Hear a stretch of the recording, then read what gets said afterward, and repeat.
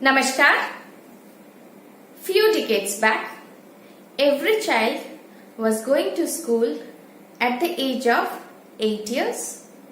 In our ancient Gurukul system also, every child was going to Gurukul system around age 8.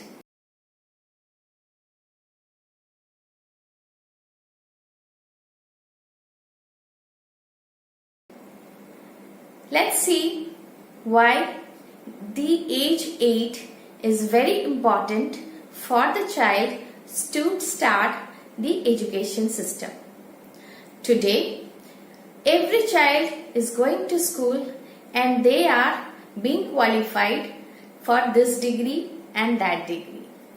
But in our olden days or in ancient days, they have not only worried about the qualification, but they have been worried about the education, knowledge and wisdom.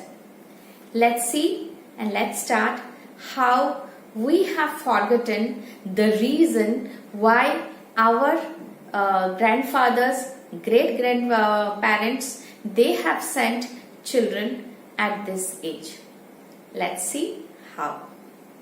When a child is in mother's womb, we have already discussed in one of my video that all our sense organ receive well when our mother is awake.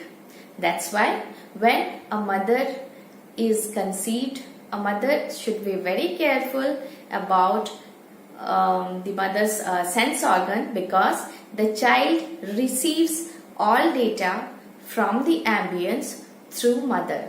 That's why when mother sleeps, the child also don't receive any more data from the ambience. And we have known the example from Abhimanyu. When Abhimanyu's mother slept, Abhimanyu could not hear the complete Chakravyu story when Arjuna was narrating to his wife. That's why our sense organs are the most primary, most mandatory, most important thing we human beings should be very conscious about when we want to live a good, healthy life. A child, when it comes to eyes, a child can perceive or sense light, objects from the mother's womb itself. They can focus or they can track objects also. Now the science has already discovered it, and also they love red color. These all things we know. A child perceives everything from mother's womb.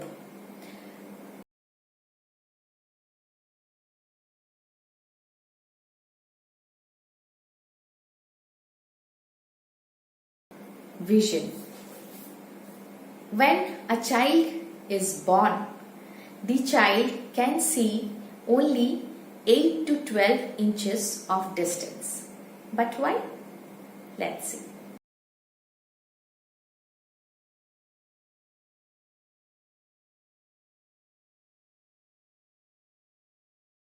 When a child is born, the child is having a normal delivery. The child cries after certain hours, maybe 1, 2 or 3 hours. As soon as the child cries, there is a need of food for the child. The mother feeds the child with mother's milk. That is the minimum distance a child could see. That is the distance between the child and the mother's face, 8 to 12 inches.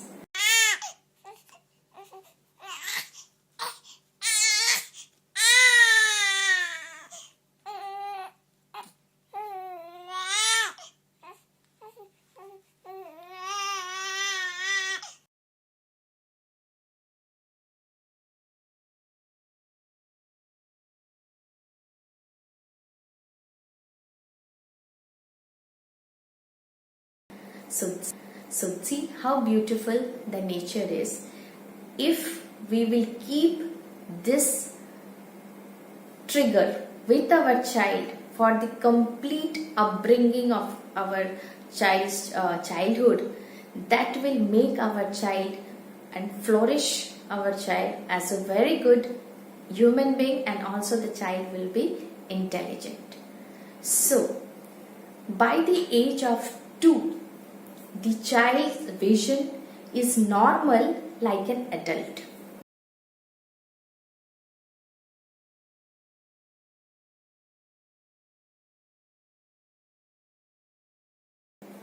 But when a child is born, the child's vision is only where it's almost you can say around 20 by 200. This is how medically they have rated it, that this kind of vision usually a child has. As they grow up to age 2, their vision becomes as normal as human or adult human.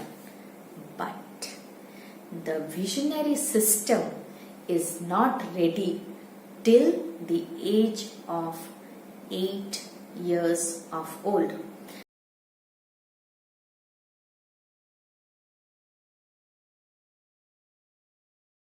And this knowledge, our ancient India had it.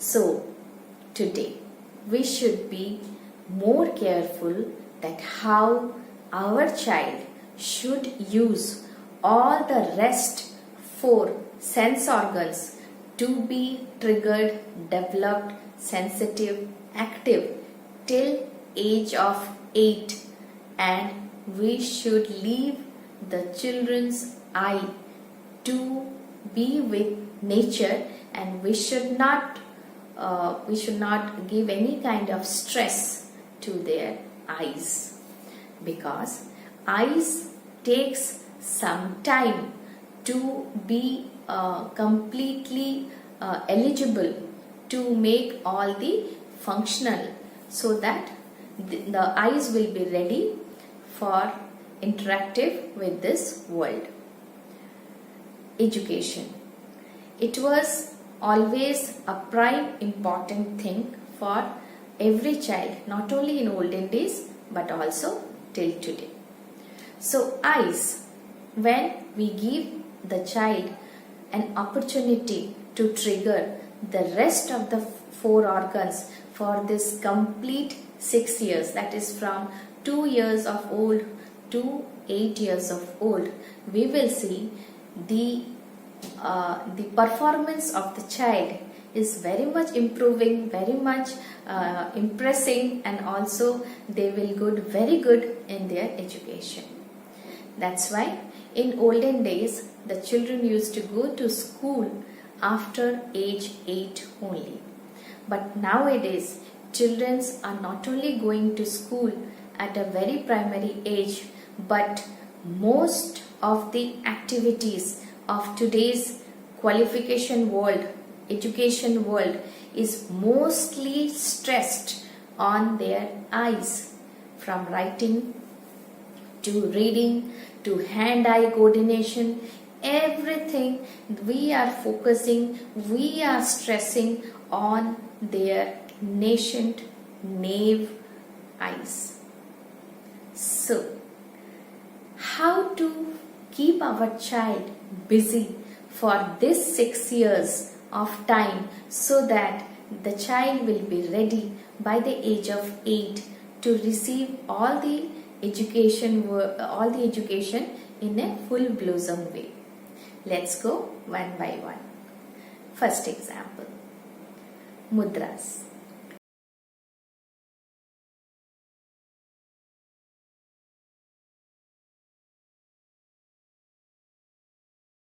In our India, in our ancient India, we have more than 400 mudras in our ancient scripture. Each mudra is a permutation and combination of the structure, pattern, style, coordination of our fingers. Each finger represent one natural element: fire, air, sky, earth, water. If you allow your child to make one finger up for one day, you will see one finger they are not able to make it completely perpendicular to earth. It is taking some time. So with different mudras posture, internet is already flooded with what are the different kind of mudras available, what are the advantages of these mudras. We can all get information from the internet. But now the time has come how we can introduce these mudras to our children's life. They will not only remember the pattern, their fingers, their body organs will be very much active, and they will have a very active brain, a very good memory brain.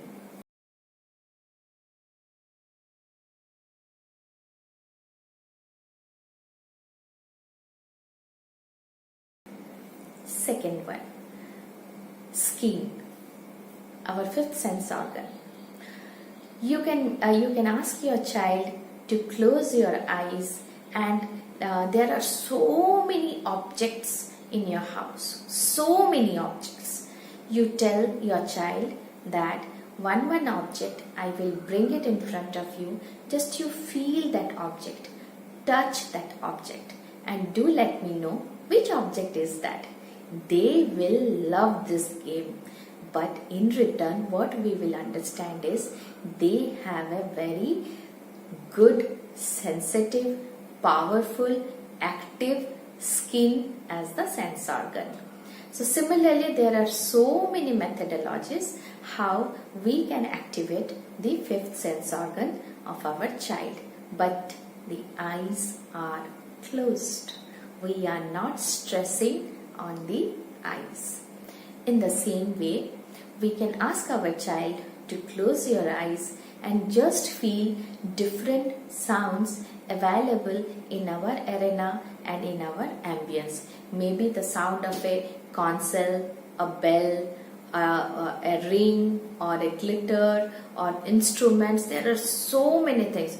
As in a house, we know we can find a glass, we can find a ceramic object, we can find a bronze bottle, we can find an earthen pot, we can find a stone utensil. Keep all these things in front of your child and let the child play with all the objects with the help of a stick. Each object will give one sound. Let your child close the eyes and see what are the different kind of sounds the child is perceiving, and when the child is closing the eyes, they can still remember this sound. It will make them very surprised that they are closing their eyes, but they are able to remember each and every sound whatever is playing near them. They will love it. Similarly, for our nose. In one of my videos, I have already said that there are millions of sensory neurons in our nose. So we can, in our kitchen, we have coriander leaves, we have curry leaves, bay leaves, we have fenugreek leaves. There are so many leaves which has certain kind of fragrance. You can ask your child to close your eyes and do let me know which smell is this, and they will love to play this all kind of games. The same thing is with flowers. There are so many flowers, there are so many fruits available. Let your child close the eyes, sense everything with their skin, with their smell, with their nose. These are the things how it will activate all their rest of the four sense organs, but we are not stressing their eyes. Similarly, our oral cavity. Our oral cavity has two things. We have speech and we have taste. in taste, as we know, we have around 5 tastes. So out of this 5 tastes, you can ask them, you can play with them with different like jaggery, then bitter gourd. Give them different taste, and you ask them, close your eyes and do let me know which taste is this. They will love to play this. Now the speech. As in one of my video, I have discussed that the Sanskrit, the recitation, pronunciation and utterance of the syllables of the Sanskrit language is very important, very powerful for a very sharp, active brain. So when they will recite the hymns, they will have a very active nerves ending within our oral cavity. So these are small things, but here we are not pressurizing the eyes of a child. Rather, we are creating different kind of mechanism to enter to their brain with the help of the other 4 sense organs, because those 4 sense organs are already developed. But when the child will come to the age of 8, at that time only, when their visual system is completely matured enough, then only we should give them any kind of activity which will make their eyes to work on. Before that, we should not make a child think or even feel that yes, they have to do this work with their eyes. It should be they already have other 4 active sense organs.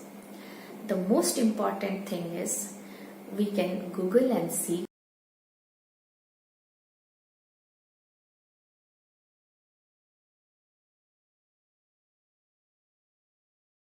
the children are having more eye problems before you can say, like in olden days the eye problem was not there, but now the eye problem they are increasing in an exponential ways. Any country defense mechanism, the borders are being taken care by this youth only. In any defense thing, like you can say in army or in navy or in air force, the minimum eligibility to enter is they should have a good vision. So if our children, our youth, they are not having a good eyesight, then they will be deprived of the opportunity to enter into defense professionalism. That's why children should not be allowed to be stressed, maybe with gadgets, maybe with writing, maybe with reading, with their eyes till the age of 8. Till then, let's try to trigger the rest of the 4 sense organs, and we will see the child is really happy and there are no more spectacles in our country.